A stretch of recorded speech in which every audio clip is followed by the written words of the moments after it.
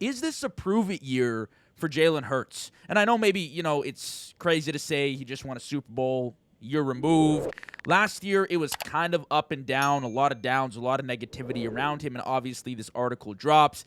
After the 2026 season, the dead cap on the contract dips down to $67 million, which can be divided over 2 seasons. There's no discussions up to this point as far as a contract extension goes, paying him some more money, brand new contract. Obviously, the ESPN article was a complete bombshell, and people are just ripping him apart. They want to find out the truth. Yes, 2024 was phenomenal. 2025, in my opinion, was subpar. Do you think this is somewhat of a prove-it year, especially considering how harsh the Philly fan base is? I'm sure you know it best. There are some fans out there that are cutthroat, and I know y'all are head over heels for the guy, but one bad season, 1 year where it's we're not satisfied, you're ready to boot him out the club. I know Philly. Game 1. If there is a 3 and out, you are going to hear fans say start Tanner McKee. If there is a 3 and out on the first drive, that's just what Philly is. So I think in terms of the city of Philadelphia and the pressure that the quarterbacks that play for Philly have, every single one has had pressure. Every single one has had pressure to deliver and, show up and show out for the city. So there is pressure for Hurts in Philly and on the team to deliver because the defense did their job. And I believe we had one of the worst offensive coordinators in the 21st century in Kevin Patullo. And you look at the league, now he's a passing game coordinator for the Dolphins.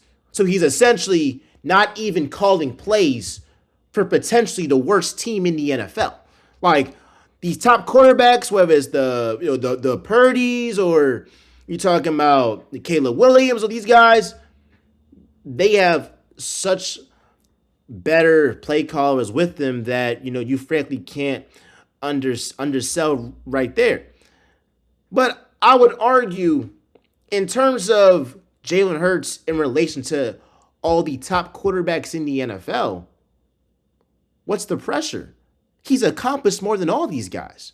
So I think a lot of times we get defensive because we see it's a make it or break a year for Jalen Hurts.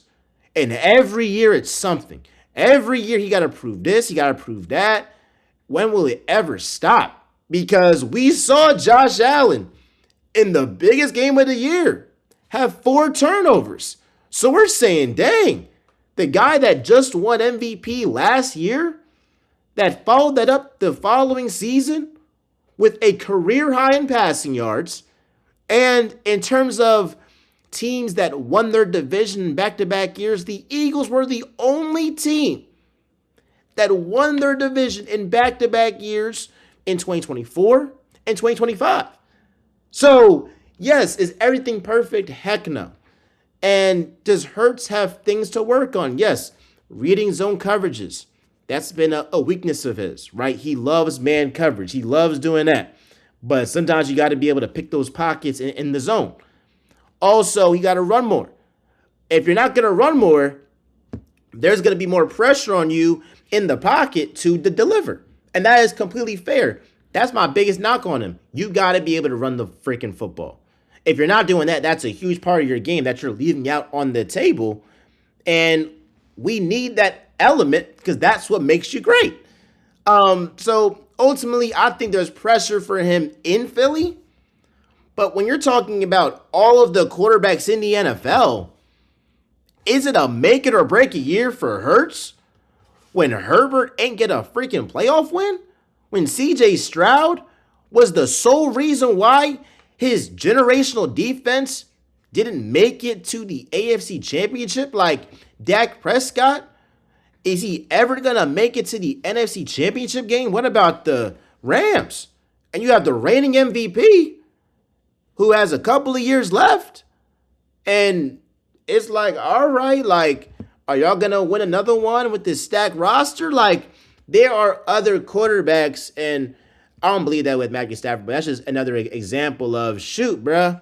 Can we have other smoke for other guys?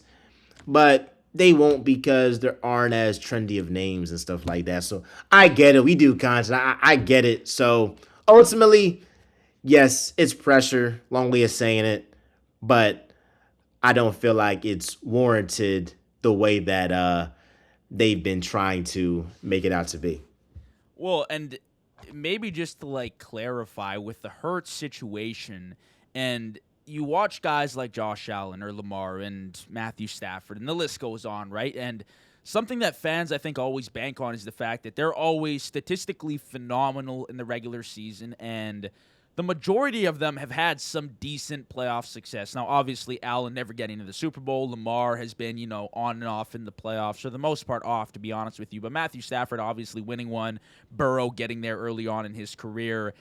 That's kind of how we judged him. But the thing with Hurts is he doesn't necessarily always like shine in the regular season. I think on their Super Bowl run, he was below 3,000 passing yards on the season. So at that point, fans start looking at Hurts and saying, okay, if you're winning Super Bowls, that's cool, but that's how we're going to judge you. We're going to judge you based on your playoff success and how much you win, because if it's not that, it's like, it ain't the stats. You know what I mean? And I think that's where people got frustrated last year, is like, okay, things weren't working out. Philly fans were pretty pissed late on in the season, and it was the play calling. And it was a combination of issues. And I do not like the coaching staff in Philly, to be fully transparent. I've never been a Nick Sirianni fan. I was never a Kevin Patullo fan.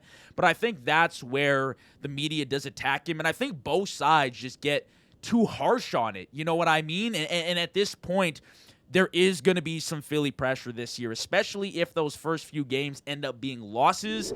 Oh, it's wraps. Like, Philly fans are going to be pissed, just like they were after that Chargers game last year. But I do agree that there are a handful of quarterbacks that still have so much to prove and also have failed when it comes to the playoffs. So it definitely is a valid argument.